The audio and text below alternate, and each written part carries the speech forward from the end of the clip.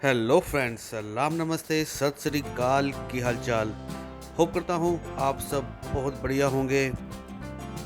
दोस्तों, मैं हूँ अभी गांव कुडाना से शामली की ओर जाने वाली रोड पर, और आप सामने एक अंडर कंस्ट्रक्शन फ्लाईओवर देख पा रहे होंगे। ये है Delhi Saharanpur national highway 709B का शामली बाईपास, जो कि दिल्ली से सहारनपुर की ओर आते हुए शामली से जस्ट पहले बलवा गांव के पास से शुरू होकर शामली की नैरो रोड्स और भयानक ट्रैफिक जाम से बचाता हुआ शामली सहारनपुर रोड स्थित साईधाम मंदिर के पास तक बनाया जा रहा है। 10 किलोमीटर लंबा शामली बाईपास अभी अंडर कंस्ट्रक्शन है। कंस्ट्रक्शन कंपनी है कृष्णा कंस्ट्रक्शंस, और ये बाईपास शामली रिंग रोड के रूप में भी विकसित किया जा रहा है। दोस्तों, आज के व्लॉग में हम ट्रैवल करने वाले हैं शामली से सहारनपुर तक। वैसे तो सोचा था कि आपको पूरे शामली बाईपास की अपडेट दूंगा, बट कांवड़ यात्रा की वजह से शामली जहां पूरा बंद है, वहीं शामली बाईपास को बैरिकेड लगाकर बंद कर दिया गया है। हम अभी तहसील के पास, और यहाँ पे थोड़ा सा टीडो लेने के बाद मैं दोबारा शामली बाईपास पर आ गया हूँ, और यहाँ से साईधाम मंदिर तक ये बाईपास कंप्लीट हो चुका है और पूरा बनके तैयार है।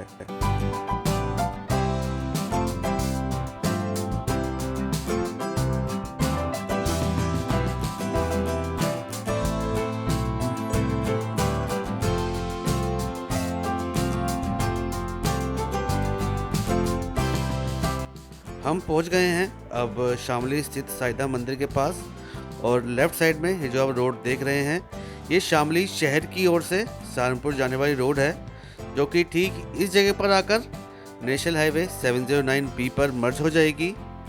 और बलवा के पास से शुरू हुआ शामली बाईपास भी ठीक इसी जगह पर आकर ख़त्म हो जाएगा, और यहाँ से आगे थाना भवन ननोता होते हुए सहारनपुर की ओर चला जाएगा। तो दोस्तों, यहाँ से आगे ये हाईवे कितना तैयार हो चुका है, कहाँ इस हाईवे पर कंस्ट्रक्शन वर्क चल रही है, और कहाँ इस हाईवे पर काम रुका हुआ है, ये आज के व्लॉग में हम देखने वाले हैं। तो वीडियो को स्किप मत कीजिएगा और लास्ट तक देखिएगा। और अगर मेरे चैनल को सब्सक्राइब नहीं किया है तो प्लीज़ चैनल को भी सब्सक्राइब कर दीजिए, और साथ ही प्रेस कर दीजिए बेल आइकन को, ताकि मेरे आने वाली हर वीडियो की नोटिफिकेशन आप तक पहुँच सके। दोस्तों, जैसा कि आप देख ही पा रहे हैं, इस जगह पर तो ये हाईवे बिल्कुल तैयार है। डिवाइडर बन चुका है, डिवाइडर पर पेंट भी हो चुका है। हालांकि जो रोड पे रोड लाइंस बनाई जाती हैं, वाइट कलर की पट्टियाँ, उसका काम होना अभी बाकी है। तो दोस्तों, पहले बात करते हैं इस हाईवे के बारे में। वर्ष 2018 में 1 साल की डेडलाइन के साथ 155 किलोमीटर लंबे दिल्ली के अक्षरधाम मंदिर के पास से शुरू होकर बागपत, पड़ोत, कांधला, शामली, थाना भवन होते हुए सहारनपुर तक बनाए जाने वाले नेशनल हाईवे 709B के निर्माण की जिम्मेदारी दी गई NHAI के बागपत खंड को। कंस्ट्रक्शन कंपनी है कृष्णा कंस्ट्रक्शंस, जो कि अपनी डेडलाइन को बहुत पीछे छोड़ चुकी है। कॉन्ट्रैक्ट के हिसाब से तो 2019 में ही ये हाईवे बनके तैयार हो जाना चाहिए था, बट ये इंडिया है और यहाँ पर कोई भी प्रोजेक्ट बहुत जल्दी पूरे नहीं होते।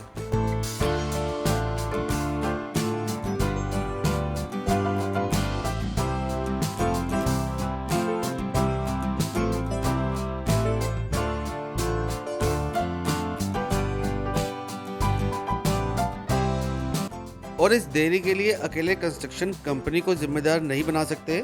इसके लिए लैंड एक्विजिशन और अलग अलग डिपार्टमेंट से जो परमिशन लेनी होती है, वो भी प्रोजेक्ट्स की देरी होने के लिए अहम रोल निभाती हैं। हम पहुँचे हैं ग्राम हरर फतेहपुर में, और यहाँ पर भी आप देख सकते हैं हाईवे कंप्लीट हो चुका है, बनके बिल्कुल तैयार है। बस जो रोड पर रोड लाइंस बनाई जाती हैं ट्रैफिक के लिए, उसका ही काम होना बाकी है। और लेफ्ट साइड में आप सेफ्टी ग्रिल्स भी देख सकते हैं, ताकि कोई भी जानवर अचानक रोड के ऊपर ना आ सके। बाकी हाईवे पूरा तैयार। अच्छी सड़कें किसी भी क्षेत्र के विकास के लिए बहुत ज़रूरी होती हैं, और यही कारण है कि आज़ादी के 75 साल बाद भी इस क्षेत्र में उतना विकास नहीं हो पाया जितना दूसरे NCR क्षेत्रों में हुआ। लेफ्ट साइड में मेरे है बजाज शुगर मिल, बट अब चूँकि यह हाईवे बन चुका है, जो एक रोड कनेक्टिविटी इस क्षेत्र को चाहिए थी वो मिल चुकी है, तो इस क्षेत्र में भी अब विकास की बाहर आने से कोई नहीं रोक सकता। आगे बढ़ते हुए हम पहुँचे हैं अब थाना भवन में, और इस रोड का काफ़ी बड़ा आबादी क्षेत्र है इस हाईवे पर पड़ने वाला। और अगर इस क्षेत्र में भी सड़क निर्माण कंप्लीट हो चुका है, डिवाइडर बन चुके हैं, डिवाइडर पर स्ट्रीट लाइट लग चुकी है, तो समझ जाइए ये हाईवे अपनी कंप्लीटेशन की ओर बढ़ चुका है। हाईवे निर्माण की गुणवत्ता हालांकि काफ़ी अच्छी है, बट एक बात जो दिल को जरूर खलती है कि जितने भी आबादी क्षेत्र इस हाईवे पर पड़ रहे हैं वहाँ पर कोई भी अंडरपास या फ्लाईओवर नहीं दिया गया है। आबादी क्षेत्र के बीच में से ही ये हाईवे निकाला गया है, जिससे आबादी क्षेत्र में इस हाईवे पर ट्रैफिक जाम की या स्लो ट्रैफिक की व्यवस्था कई बार बन जाती है, क्योंकि जो दुकानें या मकान बिल्कुल हाईवे से लगते हुए हैं, एक लाइन तो उनकी पार्किंग में ही गिर जाती है।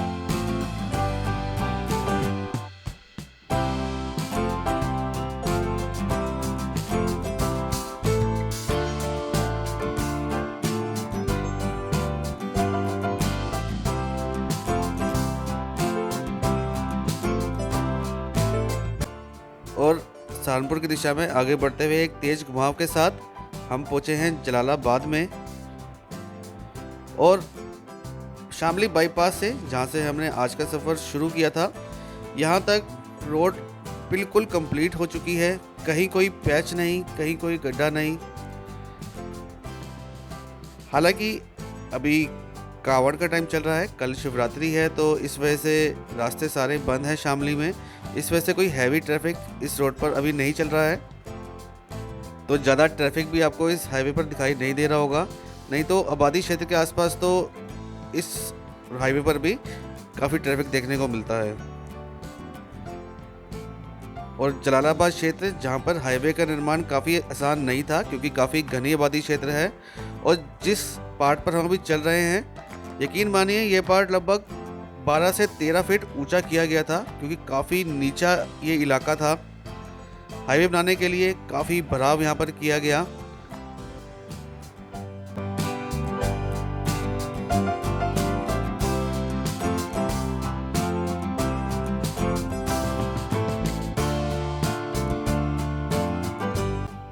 और जलालाबाद से थोड़ा आगे निकलते ही ठीक इस जगह पर बनाया जा रहा है नेशनल हाईवे 709B के फेज़ 2 का टोल प्लाज़ा, और इस टोल प्लाज़ा को नाम दिया गया है दबेड़ी टोल प्लाज़ा। अब भले ही हाईवे अभी कंप्लीट ना हुआ हो, बट हाईवे के कंप्लीट होने से पहले टोल प्लाज़े का निर्माण कार्य पूरा कर दिया जाता है, ताकि जिस दिन हाईवे कंप्लीट हो जाए, बिल्कुल ऑपरेशनल हो जाए, उसका के साथ ही टोल प्लाज़ा भी स्टार्ट कर दिया जाए।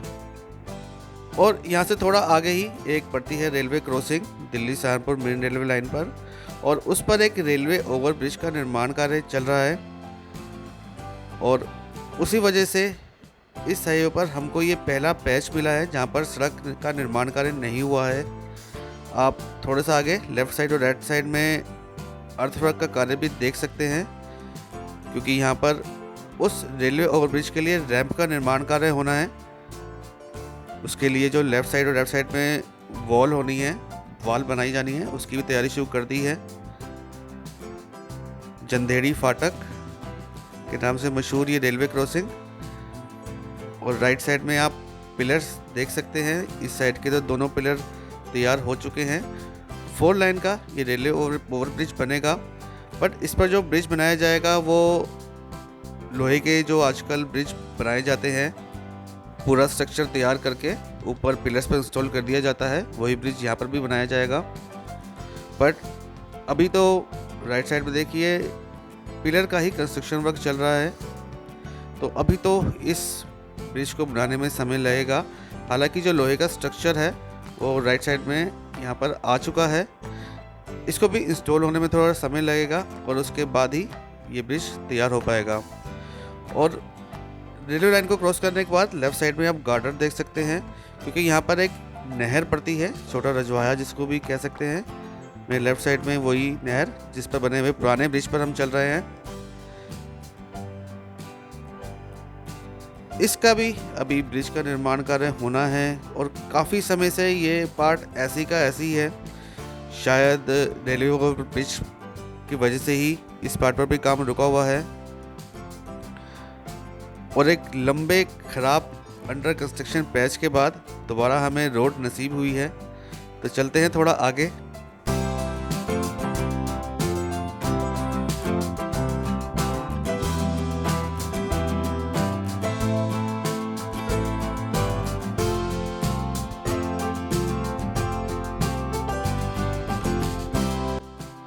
और सहारनपुर की दिशा में आगे की ओर बढ़ते हुए यहाँ पर फिर एक डाइवर्जन है, क्योंकि लेफ़्ट साइड में अभी सड़क का निर्माण कार्य नहीं हुआ है।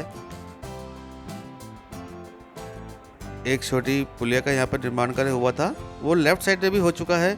बट लेफ़्ट साइड में एक प्रॉब्लम है कि अभी इस जगह पर शायद लैंड ही नहीं मिल पाई है हाईवे के निर्माण के लिए। आप देखिए लेफ़्ट साइड में सड़क का निर्माण जो होना है उसके लिए ज़मीन ही नहीं है, क्योंकि हम प्रवेश कर रहे हैं यहाँ से ननौता के लिए। ननौता का आउटर एरिया ही इसको कह सकते हैं। और ये जगह भी बिना रोड के काफ़ी समय से ऐसी की ऐसी ही है। जब लैंड एक्विजिशन यहाँ पर होगा रोड के लिए, उसके बाद ही तो सड़क बनेगी। तो यहाँ पर कंस्ट्रक्शन कंपनी की क्या गलती कहें जब अभी सड़क बनाने के लिए लैंड ही अवेलेबल नहीं है। हम पहुँच गए हैं अब ननौता में। काफ़ी बड़ा आबादी क्षेत्र है ये भी, बट सड़क का निर्माण करें यहाँ पर भी कंप्लीट हो चुका है। डिवाइडर बन चुके हैं और उस पर स्ट्रीट लाइट भी लगाई जा चुकी है। और जैसा कि इस हाईवे पर आबादी क्षेत्र में कोई फ्लाईओवर नहीं बनाया गया है, तो थोड़ा सा स्लो डाउन तो आम दिनों में यहाँ पर भी देखने को मिलता ही है। बट इसके अतिरिक्त हाईवे यहाँ पर कंप्लीट हो चुका है।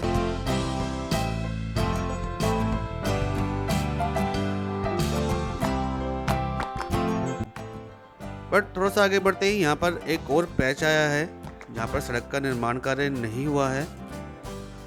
शामली की दिशा से आते हुए ये तीसरा पैच है जहाँ पे हमें सड़क का निर्माण कार्य नहीं मिला है। हालांकि छोटे छोटे पार्ट में ही ये पैचेस हैं और यहाँ पर एक पुलिया का निर्माण कार्य चल रहा है। राइट साइड में ये नई पुलिया है जिस पर हम जा रहे हैं। लेफ़्ट साइड में अभी पुलिया अंडर कंस्ट्रक्शन है। स्लैब डाल दी गई है बट अभी थोड़ा समय और लगेगा इस पार्ट को भी रेडी होने में। और इसी वजह से यहाँ पर सड़क का निर्माण कार्य भी बीच में रुक जाता है थोड़े से एरिया के लिए। बट जैसे ही थोड़ा सा आगे बढ़ते हैं हाईवे फिर से तैयार है। तो चलिए थोड़ा सा और आगे चलते हैं। और थोड़ा सा आगे बढ़ते ही लेफ़्ट साइड में फिर है नेशनल हाईवे 709B की कंस्ट्रक्शन कंपनी कृष्णा कंस्ट्रक्शन का आरएमसी प्लांट।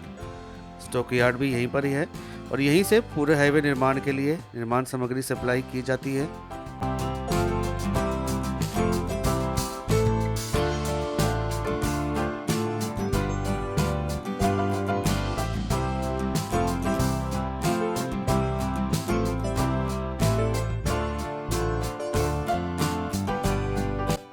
तो दोस्तों आगे बढ़ते हुए हम पहुँचे हैं इस हाईवे के एक अलग ही क्षेत्र में। जी हाँ दोस्तों, हम पहुँच गए हैं अब रामपुर मनिहारन में। और इस जगह पर आकर अगर आप ये हाईवे देखें तो ये हाईवे शायद आपको नेशनल हाईवे 709B ना लगे, एक प्रधानमंत्री ग्रामीण सड़क योजना ही लग सकता है। क्योंकि यहाँ पर आप इस हाईवे की चौड़ाई देखिए। दिल्ली के अक्षरधाम मंदिर से शुरू होकर बागपत, बड़ौद, कांदला, शामली होता हुआ नेशनल हाईवे 709B जब रामपुर मनिहारन में पहुंचता है तो यहाँ पे इस हाईवे की जो विड्थ है वो 2 लेन की ही रह जाती है। बीच में डिवाइडर तो जरूर बना दिया गया है बट हाईवे की चौड़ाई देखिए। अब मुझे ये चीज़ समझ में नहीं आ रही है कि अगर रामपुर मनिहारन के अंदर ज़्यादा तोड़फोड़ नहीं हो सकती थी, रोड वाइडनिंग की जगह नहीं थी, तो आप बाईपास भी निकाल सकते थे जैसा कि शामली बाईपास में निकाला गया।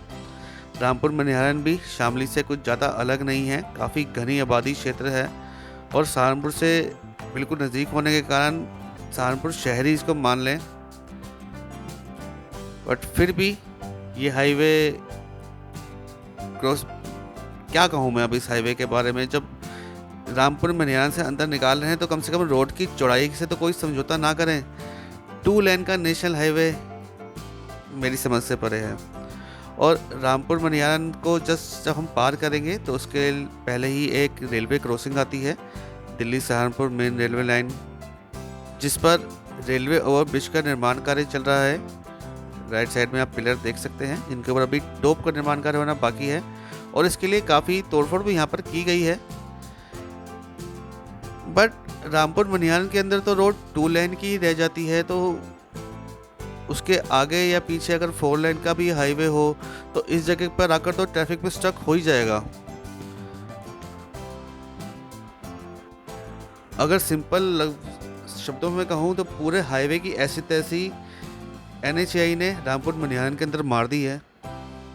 और यहाँ पर तो इस हाईवे को 0 नंबर दूंगा, क्योंकि रामपुर मनिहारन से आगे निकलने के बाद तो ये हाईवे अपनी फुल चौड़ाई में है, 4 लेन हाईवे है।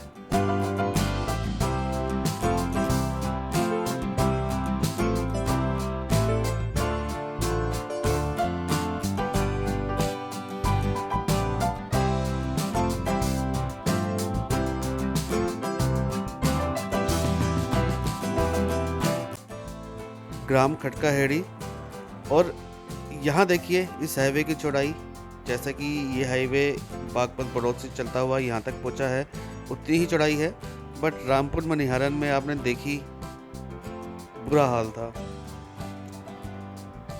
और आगे बढ़ते हुए हम पहुँचे हैं गांव जंदेड़ा समसपुर में, और यहाँ भी हालात बिल्कुल रामपुर मनिहारन जैसे ही हैं, क्योंकि इस जगह पर आकर भी ये हाईवे 2 लेन ही रह जाता है, जगह ही नहीं है हाईवे पर 4 लेन निर्माण के लिए। तो यहाँ पर भी बाईपास निकाला जा सकता था, यहाँ जब आपने तोड़फोड़ की है तो थोड़ी सी और कर लेते, जिस वजह से कम हाईवे की चौड़ाई से तो कोई समझौता ना होता। बट अब ये हाईवे ना रहकर इस जगह पर तो प्रधानमंत्री ग्रामीण सड़क योजना ही रह गई है, क्योंकि इससे ज़्यादा उचित नाम तो इस हाईवे को मैं दे नहीं सकता, जो इस हाईवे की चौड़ाई जंदेड़ा समसपुर और रामपुर मनिहारन में है।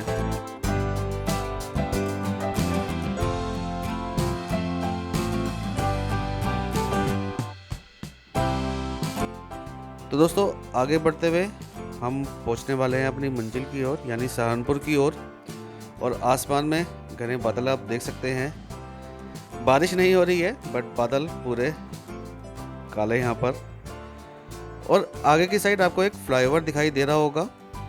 दोस्तों ये है हरियाणा के पंचकुला से शुरू होकर उत्तराखंड के देहरादून तक जाने वाला नेशनल हाईवे 344 का सहारनपुर बाईपास। दिल्ली के अक्षरधाम मंदिर के पास से शुरू होकर सहारनपुर की ओर जाने वाला नेशनल हाईवे 709B भी बस यहीं तक ही है। इसी बाईपास पर आकर यह हाईवे ख़त्म हो जाता है। यहाँ से लेफ्ट जाएंगे तो यमुनानगर की ओर, और राइट जाएंगे तो देहरादून की ओर जा सकते हैं, और सीधा जाएंगे तो सहारनपुर शहर की ओर। तो आज की वीडियो बस यहीं तक थी। होप करता हूँ आपको आज की वीडियो पसंद आई होगी। पसंद आई हो तो लाइक जरूर करें, शेयर जरूर करें, और चैनल को सब्सक्राइब करना ना भूलें। मिलते हैं बहुत जल्द अगली वीडियो में। Keep loving, keep supporting, till then, जय हिंद।